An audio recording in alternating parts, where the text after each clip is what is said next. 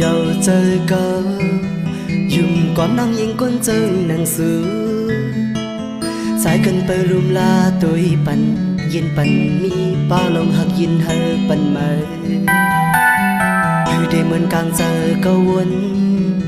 hai nắng lẹt lại hết lấy đồ bì lúc mà thông mà tơ sờ cho mơ biểu gióng lông tăng trong xưa này mơ mẹ gấu quay tăng nhau khi giờ mong giờ bận bì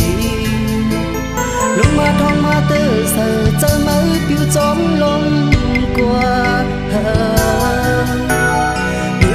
trăm khăm sẽ chẳng đi âm khinh hành thiên giới thiên màu bì hồ chờ dù lại lùng tăng mừng hoa hoa ta sự để có để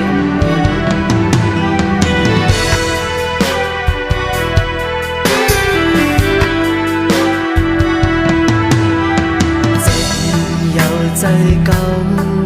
dùng con năng yên quân chân nặng xứ sai cần bơ lùm la tôi bận yên bận mi ba lòng hạt yên hơ bận mơ hư để mình càng giờ câu quân hai nắng lẹt lại hết lấy đỏ bì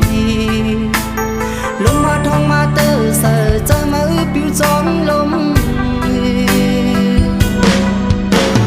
tăng trong xưa này mơ mẹ gấu vây tăng nhau khi giờ mong giờ bận bì lúc mà thông mà tơ sờ cho mơ biểu gióng lông qua mưa trăm khăn sẽ dáng bì âm khinh thiên giới thiên màu bì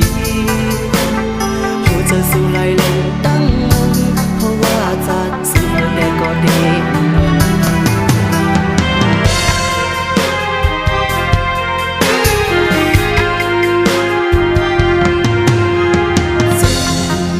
chơi câu dùng con năng yên quân chân nặng xứ sai cần bơ lùm la tôi bận yên bận mi ba lòng hạt yên hơ bận mơ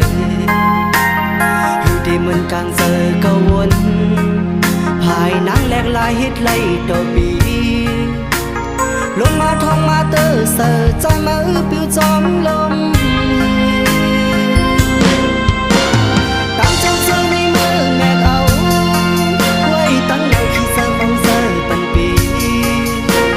lúc mà thông mà tơ sờ cho mơ biểu gióng lông qua người trong khăn sẽ dáng bì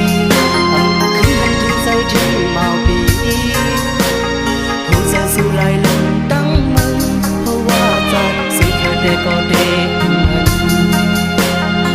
giờ dù lại lần tăng mừng hoa hoa giặt sự để có để mừng